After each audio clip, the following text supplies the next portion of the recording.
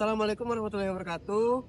Perkenalkan, nama saya Andra Ramadhani dari mahasiswa Prodi Pendidikan Sejarah angkatan 2022 dengan NIM 2205166025. Jadi pada kesempatan kali ini saya akan membawakan sebuah video praktek micro teaching.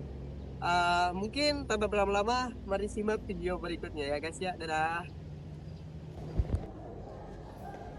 Assalamualaikum warahmatullahi wabarakatuh. Selamat pagi anak-anak. Pagi, Pak.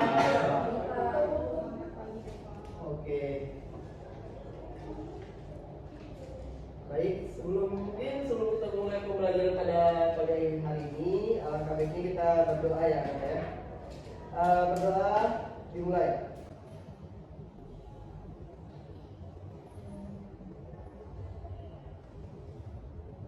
Berdoa selesai.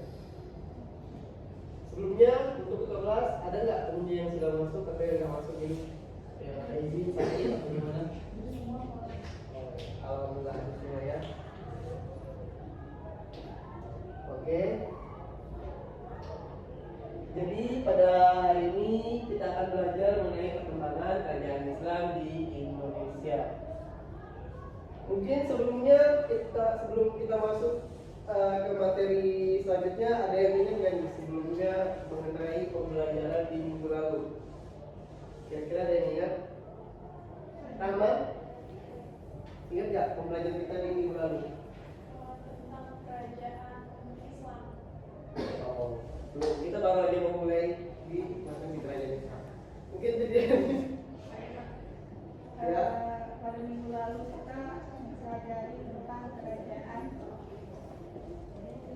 Majapahit, kerajaan Sriwijaya, dan kerajaan Tarumanegara. Oke, masih berarti di kerajaan Hindu Buddha ya.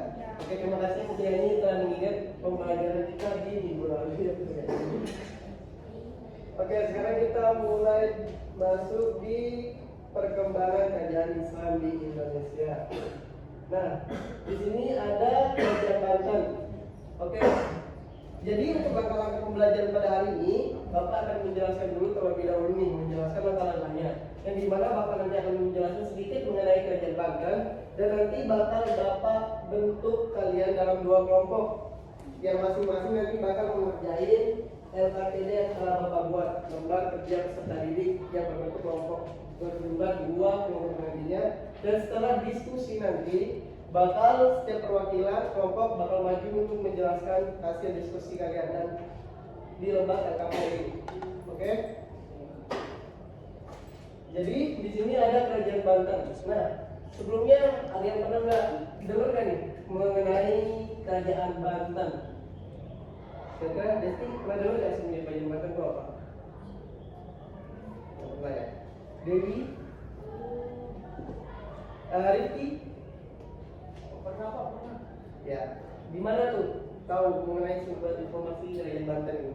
Saya lihat di Wikipedia Pak. Oh Wikipedia. Berarti di internet ya? Oke. Jadi di sini kerajaan Banten itu didirikan pada tahun sekitar 1526 oleh Maulana Hasanuddin, yakni putra dari Sunan Gunung Jati.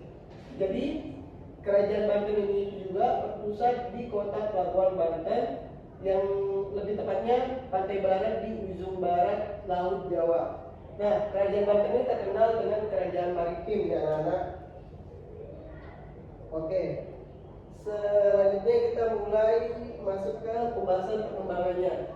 Baik, di masa perkembangannya kerajaan Banten ini banyak sekali ya yang berubah di bawah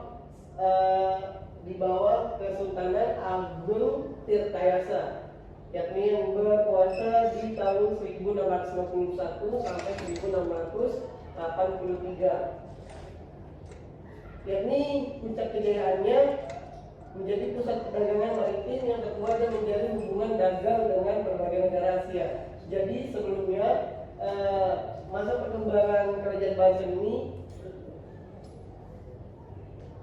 mulai berkembang di bawah naungan Sultan Ageng Tirtayasa ya, yang dimana di situ kuat banget tuh pusat perdagangan maritimnya, yang dimana sampai orang-orang dari Gujarat Arab, dari Cina, bahkan dari berbagai pelosok dunia, bahkan Belanda, Inggris datang ke Indonesia, ke Nusantara untuk berdagang. di eh, di Nusantara. Oke, dan Sultan Ageng Tirtayasa juga terkenal dengan memimpin perlawanan terhadap VOC.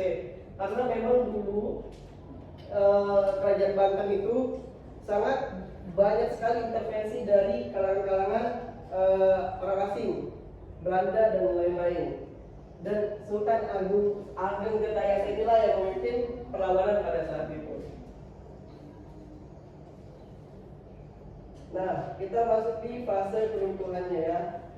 Kita masuk di fase keruntuhannya, banyak sekali faktor-faktornya. Yang pertama konflik internal, yang dimana persaingan dagang pertama ya, persaingan intervensi penguasa elit lokal menyebabkan ketidakstabilan politik, pemberontakan dan intrik di istana melemahkan kekuasaan kerajaan. Yang dimana persaingan kekuasaan juga ya, banyak sekali itu intervensi-intervensi dari berbagai kalangan, yang contohnya tadi di VOC, Inggris dan lain-lain, yang bahkan melemahkan kekuasaan kerajaan Banten pada masa itu. Dan kedua itu ada ikut campur tangan dari orang-orang kolonial ya, orang-orang Belanda VOC terutama, yang mengganggu kekuasaan Banten dan mengakibatkan melemahnya perdagangan di pada masa kerajaan Banten tersebut.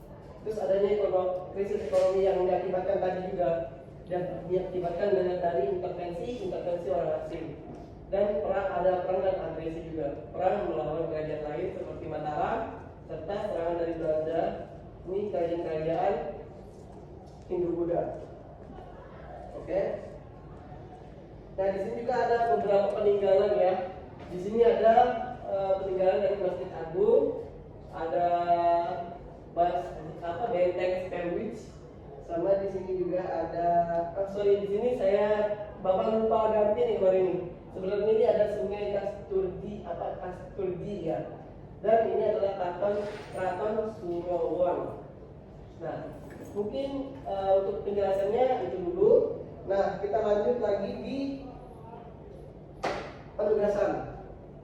Jadi Bapak di sini akan membagi kalian dua kelompok. Mungkin kalian bisa isi nanti di lembar kerja ini. Masing-masing kelompok bakal mendapatkan materi tertentu nanti ya. Ada di sini untuk perintah dan langkah-langkah penugasannya. Untuk kelompok satu mungkin Ana sama Desti satu deret ya. Dan untuk kelompok dua siapa? Mungkin nanti bisa diceritakan bareng teman-teman yang lain ya. Ayo dimulai kerjaan, waktunya 5 menit dari sekarang. Silakan.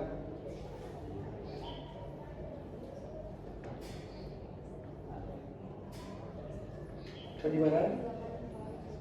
Oh ya nanti Anda tulis di sini aja ya hasil diskusinya. Nah nanti itu kalau sudah ditulis bakal dipresentasikan aja di depan. Oke? Perwakilan kelompok aja.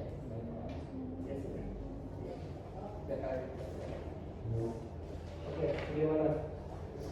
Aduh, Ricci ini melamun terus ya Ricci, bantuin dong temennya Ricci. Ya, semuanya bantuin ya. Fitriani, bantu temennya Fitriani. Ya. Silakan ya, langsung kita kerjakan saja dari sekarang. Kalau ada pertanyaan, sudah ditanyakan ya. Yes, Pak. Waktunya masih berjalan nih.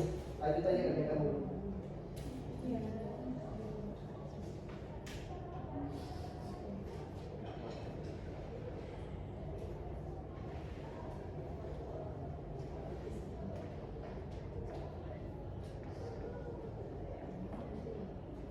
Ada yang kesulitan kan?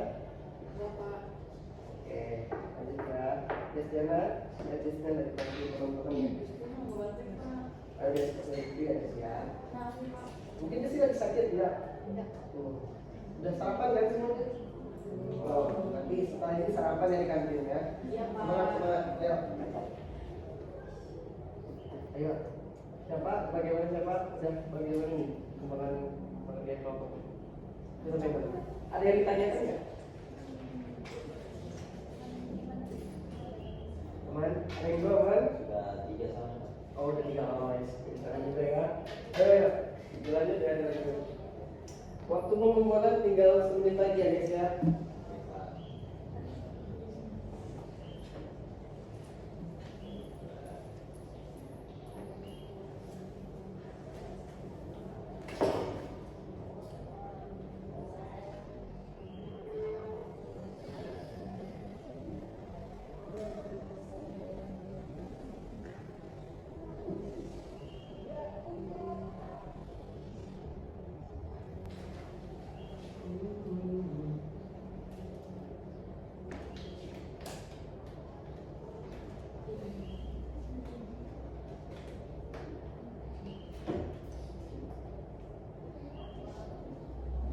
Oke, waktunya udah habis.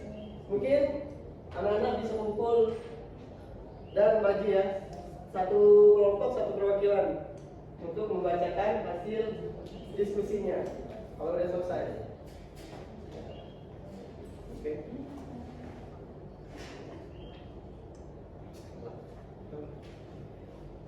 Ayo, boleh maju. Mungkin dari kelompok 1 ada perwakilan siapa?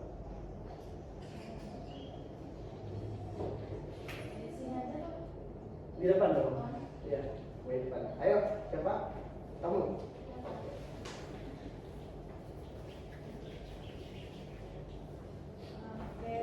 Ini hasil diskusi kami tentang Kerajaan Perlat. Awal berdirinya Kerajaan Perlat didirikan pada tahun 840 Masehi oleh sekelompok pendakwah dari Mekah, Arab Saudi. Kerajaan ini menjadi salah satu kesultanan Islam tertua di Nusantara dan berkuasa hingga tahun 1292 Masehi. Kerajaan Perlat terletak di wilayah Aceh Timur Indonesia. Awal mula berdirinya kerajaan ini berkaitan dengan kedatangan rombongan nahkoda khalifah dari Mekah sekitar tahun 800 Masehi. Rombongan tersebut datang untuk berdagang dan menyebarkan ajaran Islam.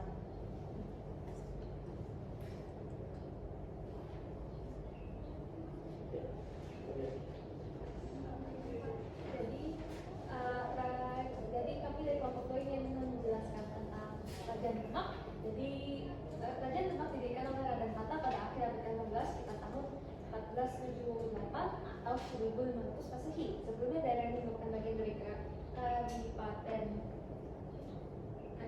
Majapahit dan Raden Hatta mendapatkan dukungan dari para bupati setempat untuk membangun kerajaan Islam pertama Jawa ini. Raden Hatta merupakan putra Prabu Brawijaya, Raja terakhir Majapahit, mendapatkan dukungan dari Wali Songo dan Ki Ageng Effendi. Dengan dukungan tersebut, ia diangkat menjadi Bupati Demak dan mulai memisahkan diri dari Majapahit. Oke, kita tepuk tangan yuk untuk mengucapkan yang hari nanti. Apa untuk semuanya? Ya, ini anak-anak. Oke, anak-anak, nggak terasa kita sudah di penghujung akhir pembelajaran ya. Dalam hal ini serasa ya. Jadi ya tadi yang betul yang dijelaskan oleh teman kita tadi ada anak, ada siapa? Tadi ada juga kerajaan-kerajaan Islam selain kerajaan Batu tadi ada kerajaan Perlat dan kerajaan dari Demak ya.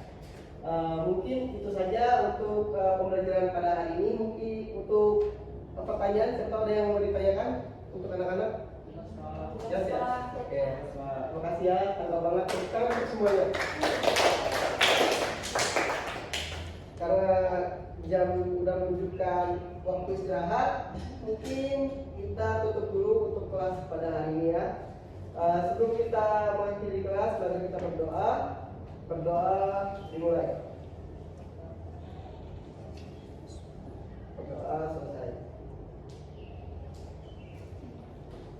Ya, kita akhiri ya. Assalamualaikum warahmatullahi wabarakatuh.